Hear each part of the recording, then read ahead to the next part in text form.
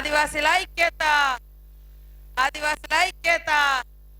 జోహార్ కొమరం భీం, జోహార్ కొమరం భీం, జోహార్ బిర్సా ముండా, జోహార్ బిర్సా ముండా. ఈరోజు మరి ప్రపంచ ఆదివాసీ దినోత్సవాన్ని పురస్కరించుకొని రాష్ట్ర వ్యాప్తంగా, దేశవ్యాప్తంగా, ప్రపంచవ్యాప్తంగా కూడా ఆదివాసులంతా పెద్ద ఎత్తున తమ తమ సుదీర్ఘమైనటువంటి డిమాండ్లను, హక్కులను, రాజ్యాంగ హక్కులను చర్చించుకొని తీర్మానం చేసుకొని ఎక్కడికక్కడ తమ తమ ప్రభుత్వాలకు విన్నవించుకోవడం, డిమాండ్ చేసుకోవడం మరి ఈ ఆదివాసీ ప్రపంచ దినోత్సవం యొక్క పోరాట దినం అని ఈ సందర్భంగా తెలియజేస్తూ సభాధ్యక్షులు రామకృష్ణ అన్న గారికి, మరి వెంకటరామన్న గారికి, ఆదినారాయణ గారికి, అరుణ్ గారికి, వేదిక మీద ఉన్నటువంటి మరి సంఘాల సోదరులకు, రిటైర్డ్ ఉద్యోగులకు, ప్రజెంట్ ఉద్యోగులకు, ప్రొఫెసర్లకు, సోదరిమణులకు, కళాకారులకు, పత్రికా మీడియా సోదరులకు, పొద్దున్న నుంచి మరి వివిధ ప్రాంతాల నుంచి సుదీర్ఘంగా ఒక ఆదివాసీ ఒక టౌన్కు రావాలంటే, ఒక పట్టణానికి రావాలంటే ఎంత సుదీర్ఘ ప్రయాణమో మనందరికీ తెలుసు. దానికి తగ్గట్టుగానే ఈరోజు ఇంకా లేట్ అవ్వడం కూడా, అయినా మీరు ఇంతవరకు ఈ యొక్క మీటింగ్లో కూర్చోవడం మీ పట్టుదలకు, మీ యొక్క మరి పౌరుషానికి ఇది ఒక నిదర్శనమని ఈ సందర్భంగా తెలియజేస్తా ఉన్నాను. ఈరోజు ఈ యొక్క ఆదివాసీ ప్రపంచ దినోత్సవం సందర్భంగా మరి సాంస్కృతిక ఉత్సవాలు అని మీరు ఏర్పాటు చేసి మమ్మల్ని అందరినీ ఆహ్వానించడం జరిగింది. వాస్తవానికి ఆదినారాయణ అన్న గారు రాష్ట్ర ప్రభుత్వం నాకేమో ఒక రాష్ట్రం అంటే హైదరాబాదులో పట్టు వస్త్రాల సమర్పణ మంత్రిగా బాధ్యత ఉంది. పొద్దున్నే 7 గంటలకు అక్కడ సమర్పించి మరి అక్కడ నుంచి మన అశ్వరావుపేటకి వెళ్ళినాం. అక్కడ ఈరోజు ఎంతో గొప్ప కార్యక్రమం ఆదినారాయణ చాలా గొప్పగా చెప్పడం జరిగింది.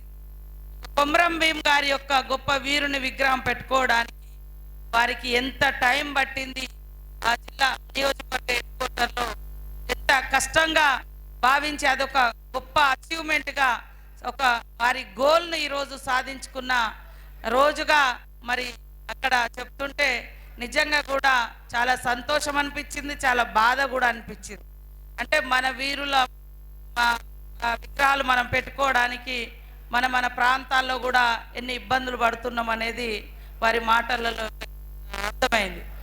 అక్కడే కాకుండా ఈరోజు అక్కడ కొన్ని మంచి కార్యక్రమాలు ఆదివాసీ పిల్లల కోసం స్కిల్ డెవలప్మెంట్ సెంటర్ కూడా ప్రారంభోత్సవ కార్యక్రమాన్ని చేయడం జరిగింది.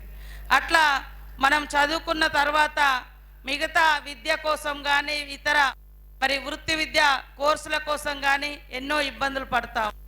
అలాంటి స్కిల్ సెంటర్స్ కూడా ప్రతి నియోజకవర్గ కేంద్రంలో ఉంటే మన చదువుకున్న చదువుకు ఒక ఉపాధికి ఒక మార్గాన్ని, ట్రైనింగ్ని ఇచ్చే సెంటర్గా అది మిగిలిపోతుందని కూడా అర్థం చేసుకున్నాం. అందుకని వస్తుంటే ఇక్కడి నుంచి ఇక్కడికి వచ్చిన వాళ్ళందరూ మమ్మల్ని రోడ్డు మీద ఆపుడు, జెండా ఎగిరేసుడు, రోడ్డు మీద ఆపుడు, జెండా ఎగిరేసుడు, అట్లా కూడా లేట్ అవ్వడం జరిగింది. ఈరోజు వాస్తవానికి చరిత్రలో మరి కాకతీయుల కాలం కావచ్చు, అంతకుముందు నుంచి కావచ్చు, తిరగబడ్డ బిడ్డలు ఆదివాసీ బిడ్డలే. ఆదివాసీలు ఆనాడు కానీ ఏనాడు కానీ మరి వజ్రాలు కోరుకోలే, వైడూర్యాలు కోరుకోలే. ఈరోజు మరి కొమరం భీం పోరాటం వరకు కూడా జల్ జంగిల్ జమీన్ ఇవి ఉంటే చాలు అనేదే వారి పోరాటం యొక్క స్ఫూర్తి. సమ్మక్క సారలమ్మ కూడా స్వయం పాలన కోసం పోరాడినటువంటి చరిత్ర. ఈరోజు బిర్సా ముండా కూడా మా ప్రాంతాలలో మా రాజ్యం ఉండాలని పోరాడినటువంటి చరిత్ర. ఈ పోరాటాలన్నింటినీ పరిశీలించి స్టడీ చేయించినటువంటి మరి ఆనాటి అంబేద్కర్ గారు, నెహ్రూ గారు ఇద్దరు రాజ్యాంగంలో 5th షెడ్యూల్ 6th షెడ్యూల్ అని ప్రత్యేకంగా స్వయం పాలన కోసం ఏర్పాటు చేసినటువంటి ఈ ప్రాంతాలు రాను రాను మరి ఇబ్బందులు ఎదుర్కొంటున్నటువంటి పరిస్థితి. అభివృద్ధి జరగాలని మనం అందరం ఆకాంక్షిస్తున్నాం. కానీ అభివృద్ధి జరిగే ఒక ఫ్యాక్టరీ రాగానే ఆ గ్రామంలో ఉన్న వాళ్ళు అక్కడ ఉన్నటువంటి ఆదివాసీలంతా నిరాశ్రయులు అయిపోవడం. ఇవాళ మనం చూస్తే ఈరోజు చాలా మరి ఫ్యాక్టరీలు ఉన్న కాడ ఒకప్పుడు అది ఆదివాసీ గూడంగా ఉండేది, కానీ అక్కడ ఒక డెవలప్మెంట్ యాక్టివిటీ లేదా ఫ్యాక్టరీలు వచ్చిన తర్వాత అక్కడ కూలీ ఉద్యోగం కూడా ఇవ్వమంటే రాని పరిస్థితి కనబడుతుంది. ఇక అటుపోయి అవతల వైపు కూడా చూస్తా ఉన్నాం, ఛత్తీస్గఢ్ మొక్కన పెద్ద ఎత్తున మైనింగ్ అయితే అక్కడ వాళ్ళందరూ బయటి ప్రాంతాలకు కూలీలుగా పోయారు, కానీ ఓనర్లుగా మాత్రం కాలేదు. కాబట్టి ఈరోజు ఏ హక్కులైనా ఏ అధికారంలో రాజ్యాంగంలో ఉన్న వాటిని ఖచ్చితంగా అమలు చేయాలి. ఏ చట్టాలైతే ఉన్నాయో అవి అమలు చేయాలి. తద్వారానే ఆదివాసీ సమాజం అభివృద్ధి జరుగుతుంది అనేది నా యొక్క భావన.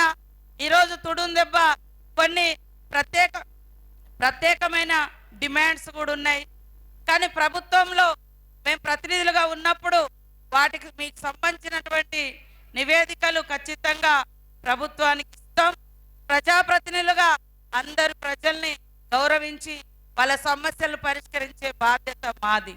అదే కాకుండా జాతి బిడ్డలుగా జాతులు ఎదుర్కొంటున్నటువంటి సమస్యలు, పేదలు ఎదుర్కొనేటువంటి సమస్యలు, నేను వచ్చిన ఉద్యమ నేపథ్యం కానీ ఆదివాసీ నేపథ్యం కానీ ఇవన్నీ కూడా పేదల పక్షాన నిలబడేటువంటి సమస్యలు అవగాహన ఉన్నటువంటి వ్యక్తులుగా ఖచ్చితంగా మన సమస్యల పరిష్కారానికి సానుకూలంగా సమస్యలను ఓపికతో పరిష్కరించుకుందాం, దానికి మార్గాలు వెతుక్కుందామని కూడా ఈ సందర్భంగా తెలియజేస్తా ఉన్నాను.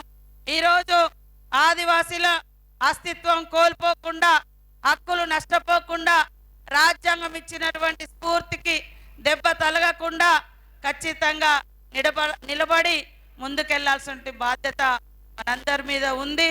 ఈరోజు సమాజంలో ఈ మొన్న వచ్చినటువంటి సిపెక్ సర్వేలో కూడా మరి కులగణన చేయడం జరిగింది మొన్న.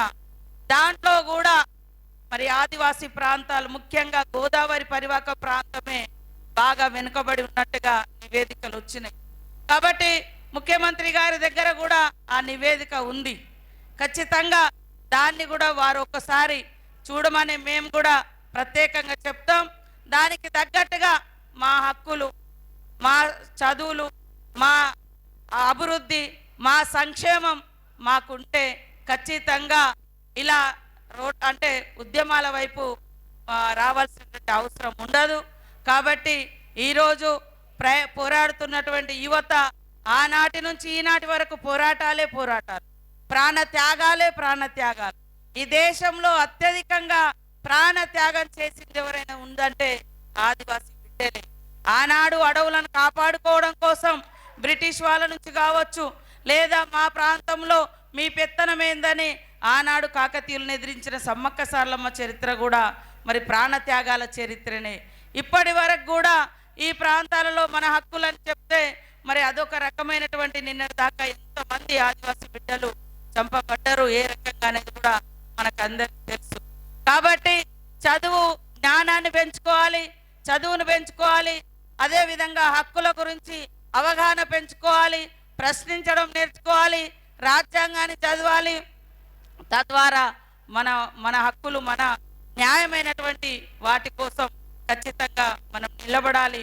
దీంట్లో ఎక్కడ కూడా వెనుకపోయేది లేదు.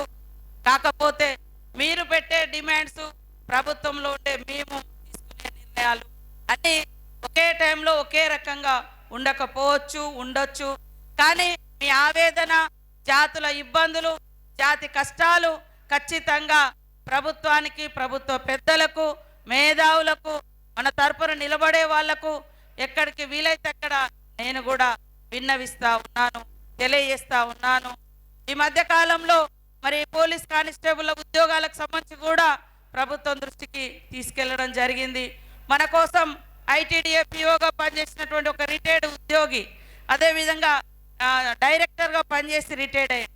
వారు ఈ మధ్య కాలంలో నాతో మాట్లాడుతూ మీ సమస్యల మీద ముఖ్యమంత్రి గారు మమ్మల్ని పిలిచి మరి ఏం జరుగుతుంది, అసలు ఏంటి వీళ్ళు ఇష్యూస్ ఏందని కూడా వారు తెలుసుకుంటున్నారమ్మా అని మమ్మల్ని అడిగి. అంటే ఇక్కడ జరిగే అటువంటి విషయాలు పోలీస్ వ్యవస్థ చెప్తుంది, మేము చెప్తాం. ఖచ్చితంగా వారు కూడా, ముఖ్యమంత్రి గారు కూడా ఈ ప్రాంతాల అనేక సందర్భాల్లో తిరిగినటువంటి వ్యక్తి. ఆదిలాబాద్ నుంచి మరి ములుగు కానీ అటు అచ్చంపేట నల్లమల్లలే ఆయన కూడా.